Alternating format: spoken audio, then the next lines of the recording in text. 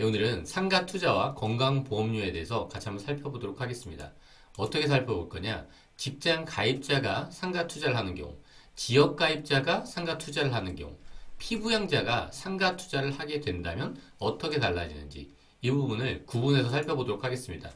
이 영상은 건강보험료 부과체계 2단계 개편안을 반영해서 만들었습니다. 우선 직장 가입자가 상가를 투자하는 경우입니다. 상가를 투자해서 월세 200만 원을 받는 거예요. 연간으로 2,400만 원을 벌게 됩니다. 건강보험료는 얼마나 추가될까요? 새로 바뀐 건강보험료 개편안을 보면 연간 3,400만 원 초과하는 경우에 추가 부담이 됐었는데 2천만 원을 초과하는 경우에 보험료를 추가 부담한다고 하고 있거든요.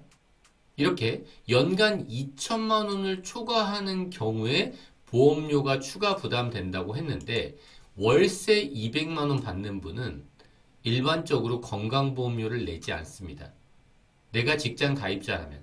왜냐? 건강보험료는요. 사업 소득 금액을 기준으로 합니다. 수익 금액이 아니에요. 월세 그 자체가 아니라 임대사업자로서 필요경비를 차감한 후에 사업 소득 금액이 2천만 원이 넘어야지 건강보험료가 추가되는 겁니다.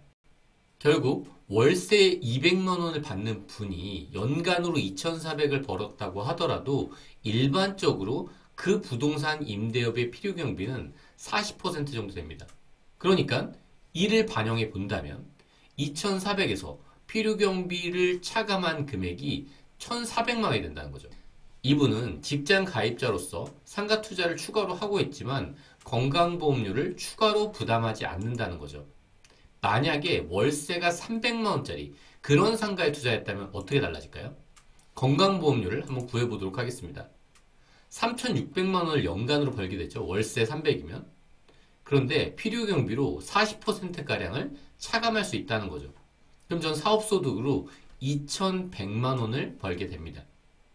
그러면 제 건강보험료는 얼마나 추가될까? 월간 9,320원만큼만 추가됩니다. 월세 300을 받았는데 저는 추가되는 건강보험료가 월 9,300원밖에 안 된다는 거죠. 연간으로 따져봤자 11만 원 정도밖에 안 됩니다. 왜냐? 2천만 원을 초과하는 금액만 부과되니까 그런 거예요. 그런데 지역가입자라면 어떨까요? 제가 지역가입자로서 상가에 투자하는 거예요, 추가로. 이분은 도대체 얼마의 건강보험료를 부담하게 될지. 조금 전과 똑같은 상황을 가정해 봤습니다. 월세는 300이에요. 그러면 사업소득금액 2,160만 원 정도가 나올 겁니다. 그러면 지역가입자의 건강보험료 부과책에 따라 소득만 반영해 보도록 하겠습니다. 원래는 그 상가를 투자하려면 그 상가가 내 거겠죠. 그러니까 재산점수까지 추가되는 게 원칙이지만 소득만 고려해 보겠습니다. 왜냐하면 소득만으로도 눈에 보이는 효과가 있거든요.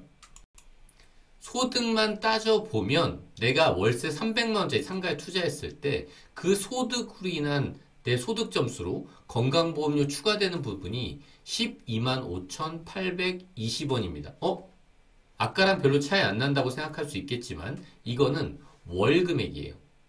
아까는 연간 금액이었죠. 직장 가입자의 연간 금액보다 12배 이상 높은 거죠. 지역 가입자는 상가, 월세 300짜리에 투자했는데 추가되는 건강보험료, 소득에 대한 부분만 12만 5천 원이라는 거죠.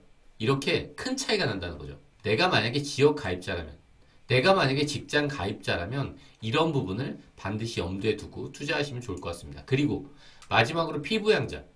피부양자분들은 상가를 투자하게 되면 그 자체로 문제가 되는 경우가 많습니다. 왜냐?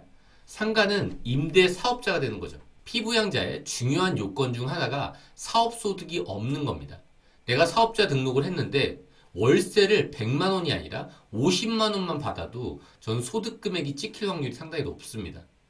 그러면 사업소득이 있게 되는 거죠. 이렇게 사업자 등록을 하고 사업소득이 1원이라도 발생하면 이분은 피부양자에서 탈락하게 됩니다. 그러면 나는 지역가입자고 직장가입자면 상가 투자하는 게 의미가 없냐? 그건 아니죠. 피부양자라고 하더라도 재산을 갖고 싶잖아요. 물론 수익률이 높은 곳에 투자해가지고 건강보험료를 걱정 없이 납부할 수 있다면 문제가 없겠지만 이 부분은 법인을 잘 활용해 보시면 좋을 것 같습니다. 왜냐하면 나도 재산을 확보하고 싶잖아요. 내가 꼭 누군가의 피부양자로 있는 것보다는 내 재산으로서 내가 관리하는 상가를 갖고 싶을 수도 있으니까요. 네, 오늘 여기까지 하도록 하겠습니다. 끝까지 들어주셔서 감사합니다.